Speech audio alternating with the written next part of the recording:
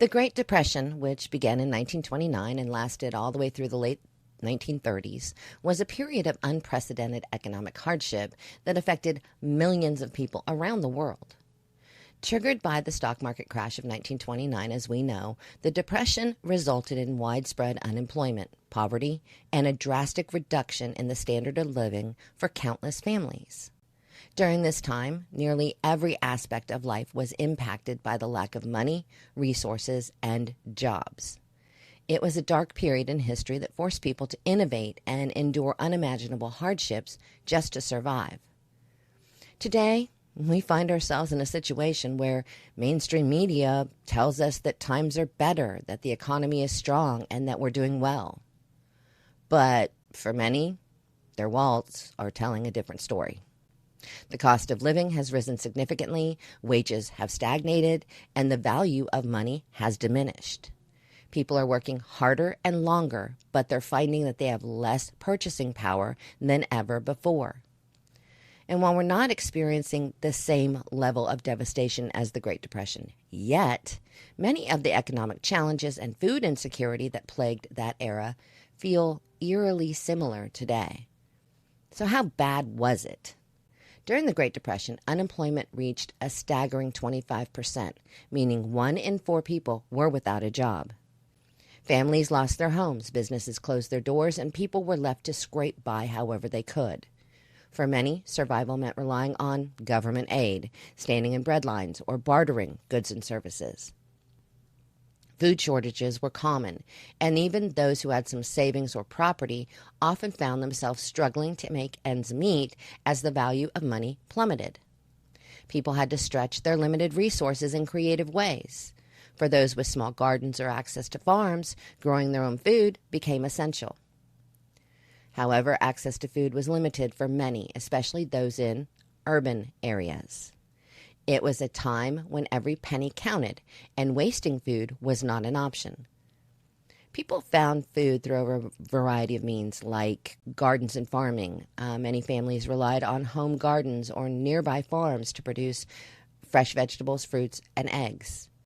Canning and preserving were common practices, ensuring food could be stored for the winter months. Bartering. In rural areas, bartering became a popular way to obtain food.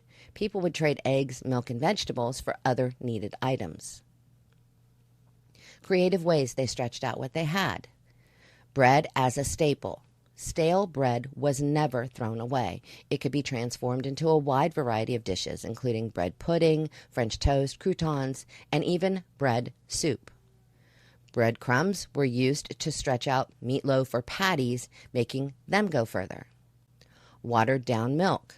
Families would water down milk to make it last longer, often using a half-and-half mixture of water and milk in recipes. Some even mixed powdered milk with water to create a substitute that was cheaper and could be stretched further than fresh milk. Stretching meat. Meat was expensive, that sounds familiar, so it was often used sparingly. Ground meat could be stretched with fillers like oats, rice, breadcrumbs, or even mashed potatoes to make it last for more meals. Meat scraps and bones were used to make broths and soups that could feed a family for days. Small bits of meat were added to large pots of beans, rice, or pasta to add some flavor without using a whole lot of the meat. Egg extenders. Eggs were a valuable protein source, but when they were scarce, people found ways to stretch them further. Flour, water, and other fillers were often mixed into scrambled eggs or omelets to make the dish go further. Soup stones. The idea of making stone soup wasn't just a folk tale that you've heard. People would add small amounts of whatever vegetables or meat they had on hand to a big pot of water, creating a soup that could feed many with very little. Leftover bones, vegetable scraps, and even pasta or rice would be added to the pot to make it more filling. Potato magic. Potatoes were inexpensive and versatile, so they became a staple. They could be boiled, mashed, fried, or baked, and leftover potatoes were turned into dishes like potato pancakes or hash. Potato skins were even baked or fried to create potato chips or a snack kind of similar to what we have today. Vegetable peels and scraps. In addition to the potato peels, vegetable peels and scraps like carrot tops and celery leaves and onion skins were often saved to make vegetable broth or added to soups. Nothing was discarded unless it was truly inedible. Pancakes, biscuits, and dumplings. Flour was a cheap and essential ingredient. Pancakes, biscuits, and dumplings were made to stretch meals, often replacing more expensive foods. Dumplings were dropped into soups or stews to add some bulk, while pancakes and biscuits were served alongside small portions of meat or vegetables to fill out the meal. Cornbread and cornmeal dishes. Cornmeal was another affordable staple. Cornbread, mush, which is cornmeal porridge, and fried corn cakes were popular and could be made with minimal ingredients. Leftover cornbread could be crumbled and added to soups, stews, or casseroles. Reusing cooking water. Water that was used to boil vegetables or pasta was not thrown out. Instead, it was saved to use as a base for soups or to cook other foods because it contained valuable nutrients and flavor. Homemade syrups and substitutes. When sugar and syrup were too expensive, families made homemade substitutes. For example, sugar beets or carrots could be boiled down to create a sweet syrup, or molasses was diluted with water to stretch it further. Jell-O as a dessert filler. Gelatin desserts like Jell-O became popular because they were inexpensive and they could be made with minimal ingredients. Families would add fruit scraps, canned fruit, or even leftover cake crumbs to Jell-O to create a more substantial dessert. Of course, casseroles. Casseroles were the ultimate dish for stretching meals.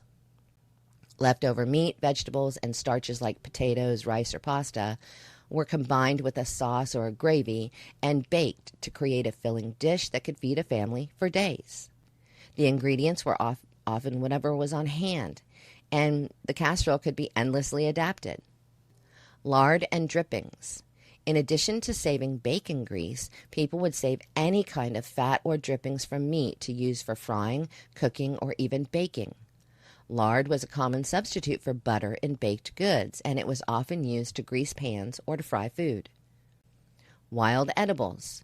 Foraging became a way of life for many families during the Depression. People gathered wild plants, berries, mushrooms, and herbs from the land to supplement their food supply. Dandelions, pokeweed, wild onions, and cattails were just a few of the wild edibles that were commonly used in meals.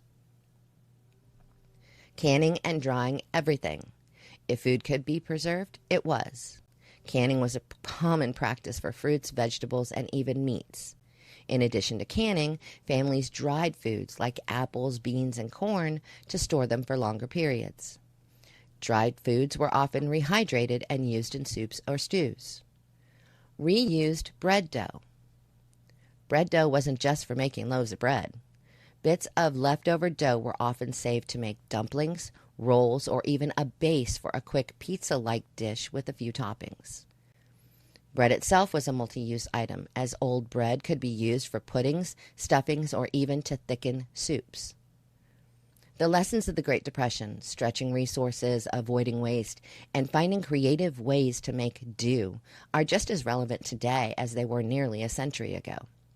How much food do you throw away because it's old or it's just leftovers? Think about that for a second. The average family today throws away at least hundreds of dollars a year, if not more, in food that could have still been eaten. That old food, cook it immediately, then put it in the refrigerator to add to another meal. Those leftovers, 3 nights of collecting containers of leftovers, and the 4th night you have leftover dinner. Whether we're facing another economic downturn or simply trying to navigate the challenges of modern living, remember how people survived in the past can offer valuable insights and inspiration for the future.